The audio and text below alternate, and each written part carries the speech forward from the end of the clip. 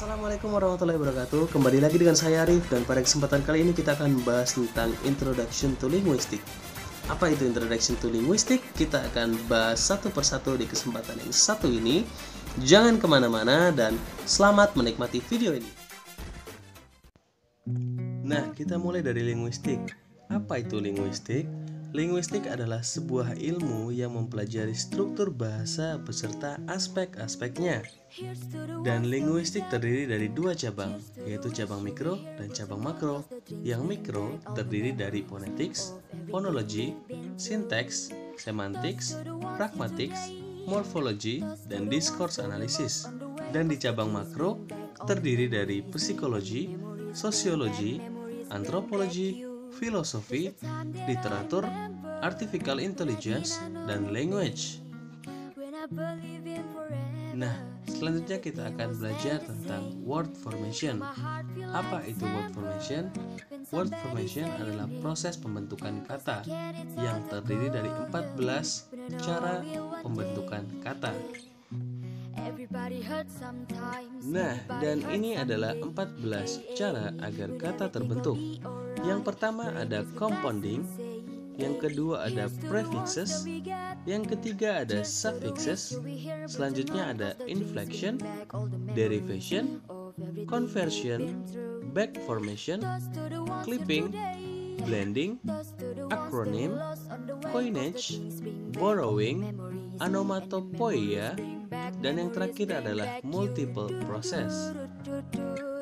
Oke, kita akan mempelajari dari yang pertama dulu, yaitu compounding. Compounding adalah proses pembentukan kata dengan cara menggabungkan dua kelas kata atau lebih menjadi satu bentuk baru. Contohnya adalah yang pertama, tooth ketika ditambahkan dengan brush menjadi toothbrush. Yang kedua, home ketika ditambahkan dengan work menjadi homework. Dan yang ketiga, white ketika ditambahkan dengan board menjadi whiteboard. Dan yang selanjutnya adalah prefixes. Prefixes adalah imbuhan yang harus ditambahkan ke awal kata.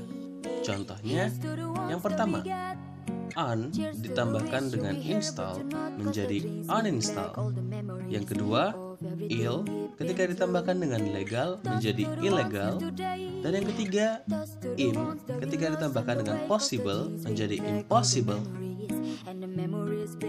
Nah, selanjutnya adalah suffixes. Suffixes mungkin hampir sama dengan prefixes, namun bedanya di suffixes ini imbuhannya ditambahkan di akhir kata. Contohnya, comfort ketika ditambahkan dengan able menjadi comfortable, mess ketika ditambahkan akhiran y menjadi messy, dan smart ketika ditambahkan akhiran er menjadi smarter. Selanjutnya adalah inflection. Inflection adalah proses pembentukan kata dengan cara menambahkan imbuhan tetapi tidak merubah kelas kata pada bentukan kata yang baru. Contohnya yang pertama adalah animals, yang kedua girls, dan yang ketiga adalah flowers. Selanjutnya adalah derivation. Derivation adalah proses pembentukan kata dengan cara menambahkan affix atau imbuhan pada kata tersebut, sehingga pembentukan kata baru yang dihasilkan tersebut akan menghasilkan perubahan kelas kata dan perubahan makna. Contohnya, act dalam verb menjadi actor dalam noun, edit ketika dia verb menjadikan dia editor di noun, dan teach dari verb menjadikan teacher di noun.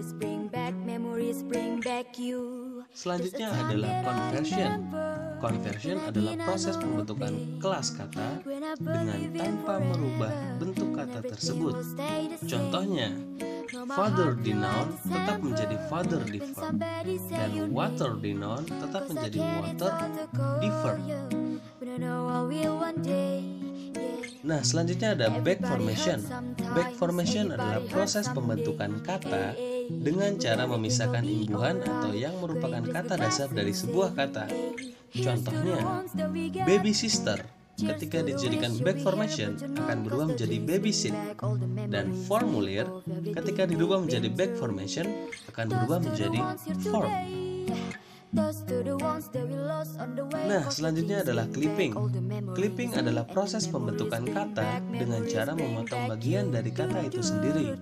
Contohnya, yang pertama adalah airplane. Ketika airplane kita clipping dia, kata itu akan menjadi plane.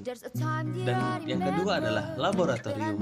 Ketika di clipping akan berubah menjadi lab. Dan selanjutnya adalah blending.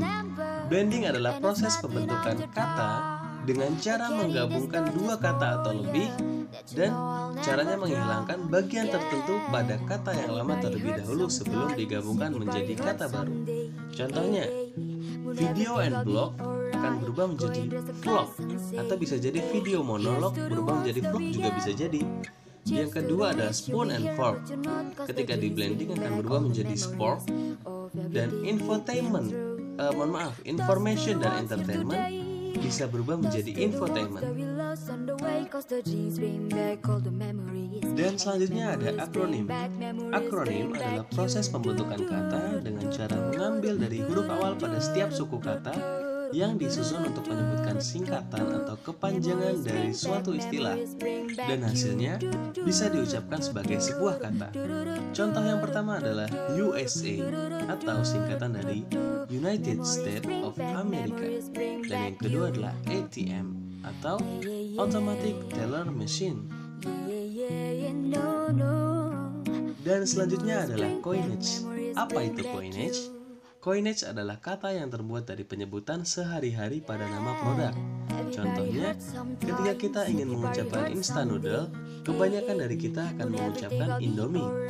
Dan ketika kita ingin meminta mineral water, mungkin kebanyakan dari kita akan menyebutnya dengan Aqua. Selanjutnya adalah borrowing. Borrowing adalah proses pembentukan kata dengan cara meminjam atau mengambil kosakata dari bahasa lain. Contohnya, yang pertama ada ketchup dari bahasa Cina, yang kedua adalah spaghetti dari Italia, dan yang ketiga adalah nachos dari Meksiko. Selanjutnya ada onomatopeia. Onomatopeia adalah kata yang tercipta dari suara yang mewakili kata benda.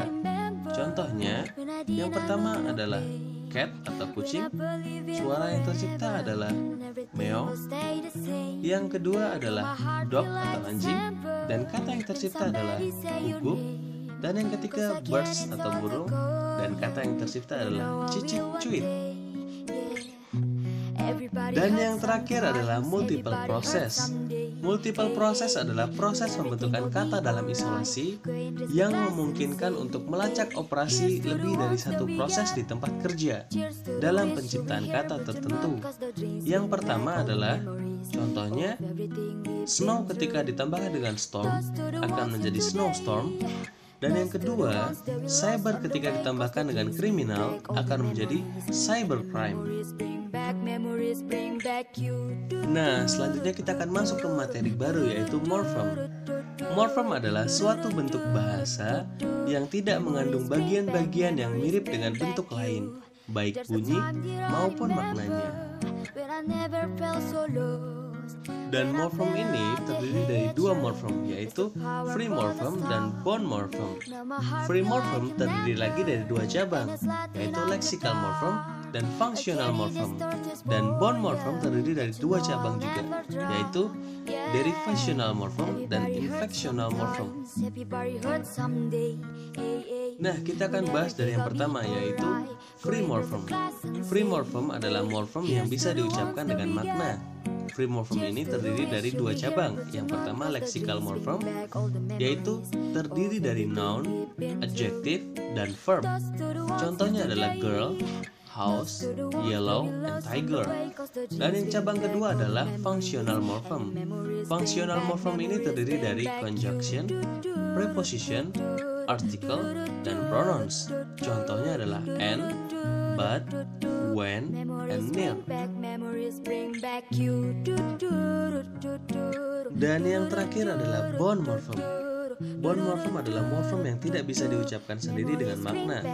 Dan bond morphem ini terdiri dari dua cabang, yaitu derivational morphem dan inflectional morphem.